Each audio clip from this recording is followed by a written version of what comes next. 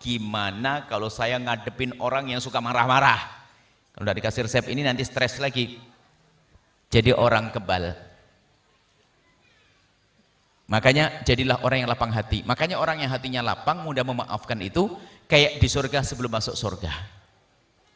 Kalau Anda punya hati memaafkan, sudah kayak di surga biarpun belum masuk surga. Lapang hati, tidak pernah ngedendam.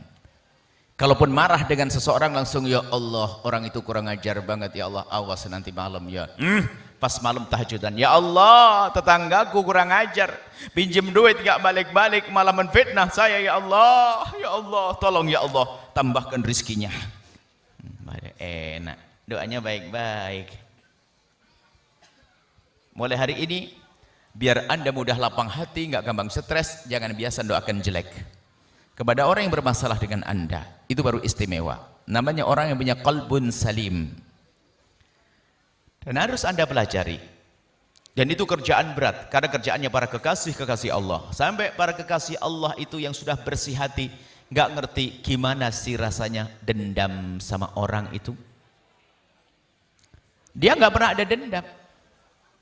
Bahkan kalau ada orang menyakiti dia, memusuhi dia, dia nyantai. Bahkan seperti waliyun hamim disebut dalam Al-Quran. Dengan orang yang musuhinya dia biasa, nggak pernah sensi. Kurang, coba cepet tua kalau dikit-dikit, kurang ngajar banget, ini kurang ngajar.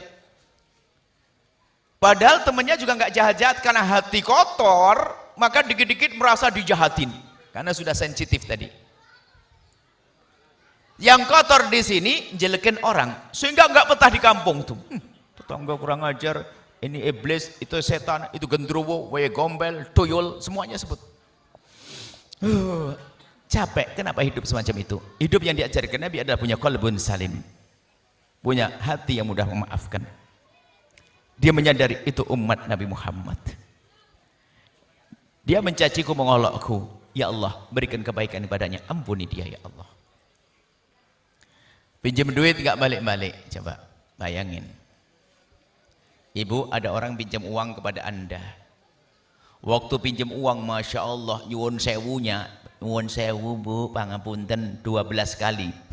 Giliran ngembalikan ditagih susah. Lah, sudah begitu, waktu Anda dijanjikan mau dibayar, nggak datang. Pas Anda datang ke rumahnya, katanya orangnya tidak ada di rumah, tapi sandalnya lengkap. Loh, nggak keluar. Akhirnya Anda iseng-iseng coba ngintip dari belakang. Pas di lapang, rupanya dia lagi duduk di belakang rumah, di terasnya di belakang, lagi ngitung duit. Sudah ngitung duit, lihat Anda melengos, kalungnya bunyi, krompiang gitu. Sambil marah, ngapain ibu kesini? Kira-kira ibu bisa enggak doain, ya Allah semoga rizkinya tambah banyak? Susah. Memang belum. Tapi para kekasih Allah, orang yang hati bersih begitu mudah mendoakan. Karena apa? Kasihan dia. Akhlaknya jelek. Tapi kita harus belajar. Siapapun makanya, kehebatan Anda itu bukan membalas kebaikan orang yang baik kepada Anda. Kalau ada orang jelek, Anda balas jelek, Anda jelek. Kalau ada orang baik lalu Anda balas kebaikan, itu mah biasa. Orang istimewa adalah di saat Anda dijailin, dijahatin, ternyata Anda membalas dengan kebaikan. Sudahlah kalau diganggu oleh orang, doakan dengan kebaikan. Saya belajar itu dari lama, dari guru saya diajari. Sudahlah, biar hatimu tenang, jangan biasa doain jelek pada orang. Sebab kalau di saat kau doain itu tambah nancep di hatimu. Ya Allah semoga dia nyongsep, semoga hancur. Coba kita doain, ya Allah semoga rezekinya tambah banyak, anaknya soleh-soleh. Dia kurang ajar, memang kurang ajar, tapi ya Allah semoga anaknya soleh-soleh. Paksain. Ini kan ilmu tingkat tinggi, membersih, biar kita tidak kena mental. Sebab orang saya itu, semuanya kurang ajar semuanya. Nah, untuk memantapkan, ini kerjaan berat. Kalau bahasa lain, ilmu membersihkan hati itu sama seperti operasi. Operasi kelas berat. Operasi kelas berat. Jadi ya kalau tidak pakai obat bius ya nggak bisa dong. Ibu sekarang ingat siapa yang kurang ajar sama ibu deh. Bapak-bapak siapa yang kurang ajar? Anda cari, bisa enggak doain saat ini dengan doa kebaikan? Berat, jangan ngomong bisa, bohong Anda pasti itu. Orang kurang ajar sama kita kok doain kebaikan. Dan saya belum ngasih obat bius kok.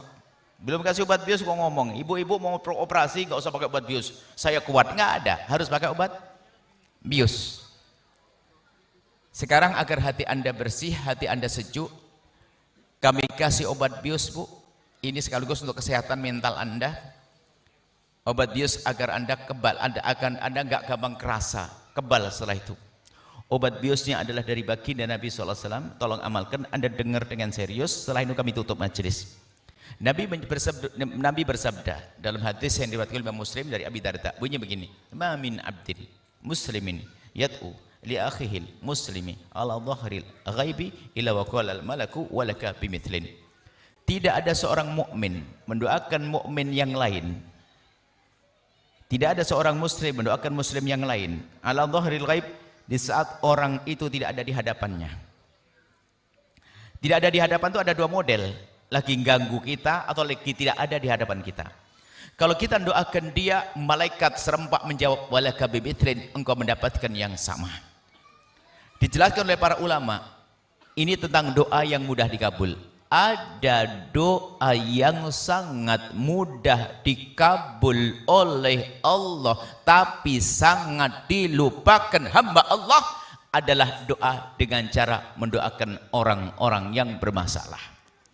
Dan saya mulai dari faham hadis ini dulu, sehingga kalau ada orang mengganggu, tapi alhamdulillah gak ada yang ganggu. Kalau ada orang ganggu kesempatan, ada yang ganggu saya hari ini, lumayan untuk doa nanti malam. Ya Allah, yang ganggu saya itu, ya Allah lapangkan rizkinya, lapangkan rizkinya ya Allah. Berarti saya lagi tidak punya duit itu. Ya Allah, jaga dia ya Allah. Kita tidak pengen mendoakan kejelekan kepada siapapun. Kenapa? Setelah kita mendoakan kebaikan untuk orang tersebut, kan ada janji kita yang dapat duluan. Gak usah nunggu berangkat umroh mau doa di multazam, kelamaan kapan umrohnya. Apalagi minta doa kepada ustadz dan kiai, susah ditemui. Doa langsung saja. Siapa yang paling kurang ajar? Awas kau ya. Pinjam duit gak balik-balik. Nanti malam tunggu. Ya Allah, itu tetanggaku kurang ajar banget ya Allah. Sudah pinjam duit kurang ajar, nyelekit ngomongnya, ya Allah, tolong ya Allah, lapangkan rizkinya, jaga keluarganya ya Allah, wujudkan keindahan rumah tangganya ya Allah, ampuni dia ya Allah. Yakin Nabi bersabda, kalau Anda doa begitu, Anda yang dikabul duluan. Sehingga kalau kita pengen doa dikabul, tinggal mencari siapa yang dolim pada kita, kita doakan dengan doa kebaikan, agar hati kita semakin sejuk, bersih hati, nggak ada dendam. Dendam tuh nyeksa loh Bu. Coba jangan dipiara dendam. Makanya orang punya dendam itu lihat mentalnya cepat rusak. Bayangkan dendam, kalau orang sudah dendam, penyakit yang lainnya keluar, ngiri, dengki, semuanya. Ngelihat tetangganya bangun rumah, ngapain bangun rumah? Dari mana? Bangun rumah. Ada dengki muncul. Kalau pejabat langsung, kaya wit paling korupsi. Mana ada pejabat gak korupsi? Karena dia pejabat, dia bisa ngomong korupsi. Tetangganya sebelah bukan pejabat, tapi kaya raya. Karena dia dendam. Paling ngingu tuyul. Nah kan tuyul. Hasut sebetulnya, lihat. Ngingu tuyul. Dia nyiblorong. Pesugihan, ketek putih. Ibu pernah dengar begitu Bu? Ada cerita tetangga katanya punya tuyul, pernah dengar kan? Itu disebarkan oleh orang hasud. Orang hasud lihat tetangganya kaya, nggak sering langsung ngomong, aku lihat kera putih di sana, aku ngelihat tuyul. Itu orang hasud. Orang hasud lihat tersiksa hatinya.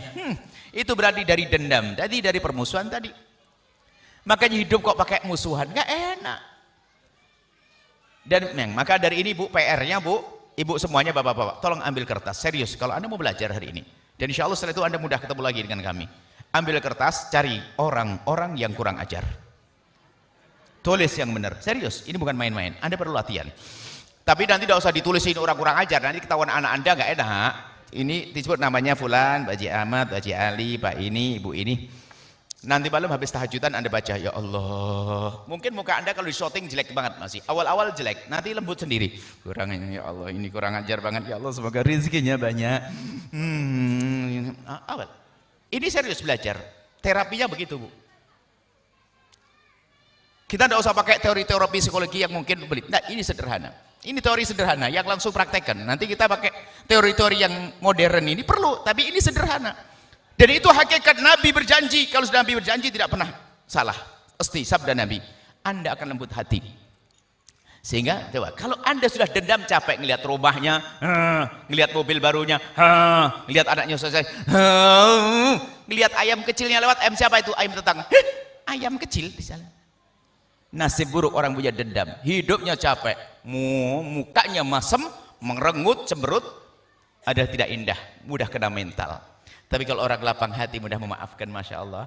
Disinggung perasaannya, Masya Allah. Ora apa-apa, podo utuwe. Ora apa-apa. Ibaratnya begini, Bu, kalau ibu kita dicaci, Pak, kita dijelek-jelekin, tinggal ngelihat aja. Ada orang ngatain saya begini, tinggal lihat aja. Bener enggak? Enggak. Loh, kalau kita dia seperti itu kan tenang aja, wong saya tidak sejelek itu. Kalau ternyata memang saya jelek begitu, ya sudah menjelek, ngapain juga marah? Oh, memang itu kan enak. Jadi kurang ajar, didoain saja, ya Allah, semoga anaknya sukses-sukses, keluarganya kau jaga ya Allah, muliakan mereka. Indah. Ini saya bisa kami sampaikan, tolong nanti diamalkan, dicoba, Bu. Memang berat karena kerjaannya para kekasih Allah, sampai digambarkan oleh Allah di dalam Al-Quran seperti waliyun hamim. Begitu bersihnya hatinya, dengan orang yang musuhinya bisa memperlakukan seperti orang yang sangat dicintai, nggak tampak. Makanya kalau Bapak Ibu ada kiai ngasih hadiah kepada Ibu Bapak, jangan GR, jangan-jangan gara-gara Anda nyakiti beliau, kemudian belum memberi hadiah. Karena beliau kalau disakiti nggak akan membalas dengan kejelekan. Terlanjur GR tatanya. Jadi orang baik itu kadang-kadang kalau dijahati malah memberi kebaikan. Kenapa? Takut menjadi dendam di hatinya. Dendam bagi mereka ini adalah pantangan. Tidak. Kurang ajar sekali itu. Ya Allah, kasih hadiah dia, biar saya tidak mendendam ke dia. Akhirnya enggak lega.